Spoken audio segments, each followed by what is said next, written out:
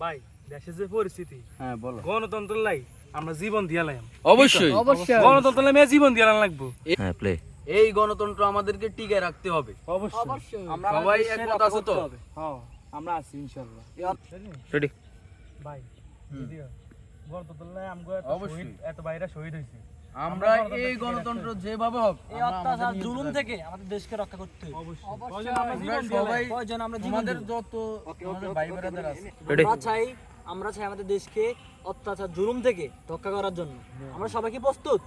প্রস্তুত। সবাই প্রস্তুত থাকবো আমরা। ওকে এবারে মিয়া। সবাই তো দেখেন মোটামুটি তোমাদের যত ভাই ব্রাদার আছে সবাই নিয়ে আমরা রাজপথে নামবো।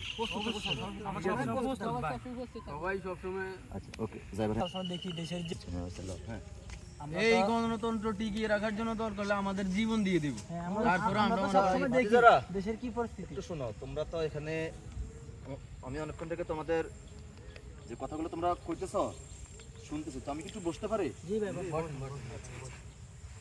আর আচ্ছা ইয়া এবার কেমি আয় আল্লাহ।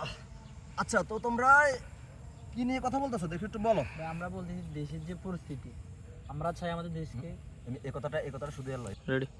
কি আর অবস্থা কাকা, দেশের যে পরিস্থিতি, আমরা যে এভাবে হোক গণতন্ত্রকে আমরা টিকে রাখতে হইবে। গণতন্ত্র দেশে প্রতিষ্ঠিত করতে জি হইবে। ভাই এটাই। আমরা এটাই যাচ্ছি বুঝছেন। এবারে নয় ওকে। আচ্ছা তাহলে তোমরা গণতন্ত্রের জন্য মানে প্রয়োজনে নিজের জীবন দিবা নাকি? জি ভাই জি আচ্ছা তাহলে আমি গণতন্ত্র নিয়ে একটু কথা বলি। হ্যাঁ জি ভাই গণতন্ত্রটা কি তোমরা জানো? গণতন্ত্র।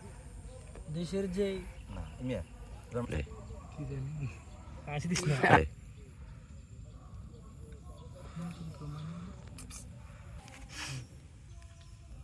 ওকে গণতন্ত্রের মূল মন্ত্রটা কি তোমরা জানো?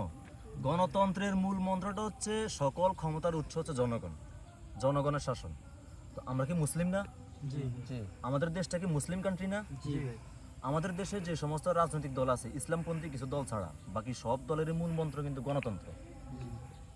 আর আমরা চাই কি? আমরা চাই ইসলামিক খেলাফত চাই নাকি? তো গণতন্ত্রের যে মূল সংবিধান সেখানে লেখা আছে সকল ক্ষমতার উৎস হচ্ছে জনগণ। সকল ক্ষমতার উৎস কি আসলে জনগণ? জি ভাই জনগণ। না এমনি এবারে রেডি। ওকে ওকে ওর মেয়ে কিসের গণতন্ত্র? তো দাঁড়াও, তোমরা গণতন্ত্র নিয়ে করতেছো কিসের গণতন্ত্র? যে গণতন্ত্রে সংবিধানে আমার আল্লাহর নাম থাকে না, বিসমিল্লাহ থাকে না, সেটা নিয়ে তোমরা জীবন দিবা। দেখি তোমরা বলো তো, এই আমাদের নবীজিরে যে এত হাজারবার গালি দেওয়া হয়েছে, তোমরা কি একটাবার রাজপথে নামছো? আচ্ছা এবারে মেয়ে শুনো, এই গণতন্ত্র দিয়া কখনো দেশে শান্তি শৃঙ্খলা প্রতিষ্ঠা হইব না।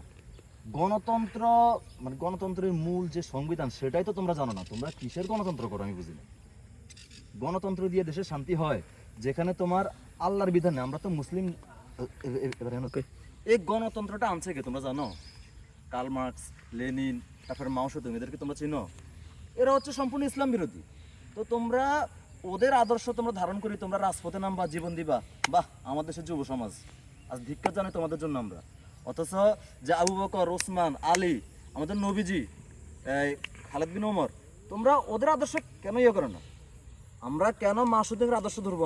আমরা কেন কার্ল মার্কস, লেনিনের আদর্শ ধরবো? আমরা তো আদর্শ ধরবো শুধুমাত্র আমাদের নবীজির। কি আমার কথাটা কি তোমরা কষ্ট পাইতেছ? শোনো, গণতন্ত্র দিয়ে কখনো একটা দেশে শান্তি প্রতিষ্ঠা হবে না, কিছু বুঝছো? সুতরাং গণতন্ত্র মন্ত্র এইসব দুনিয়ার কোনো তন্ত্র মন্ত্র দিয়েই কোনো দেশে কখনো শান্তি আসে না। এই সমস্ত কিছু বাদ দাও।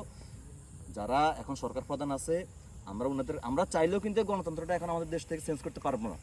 সেটার জন্য আমাদের দীর্ঘ একটা প্রক্রিয়া দরকার। কি দরকার? সবার আগে আমাদেরকে চেঞ্জ হতে হবে। সবার আগে দরকার কি? আমাদের পরিবর্তন হওয়া। কারণ আমরা যখন সাধারণ মানুষ যখন আমরা একটু পরিবর্তন হবো তখন গণতন্ত্র দেখবে এমনি সব পালাইব।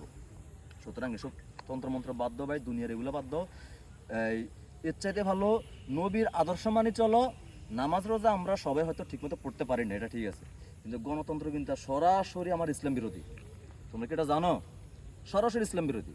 সুতরাং তোমরা যুবক মানুষ, হয়তো তোমরা অনেক কিছু জানো না।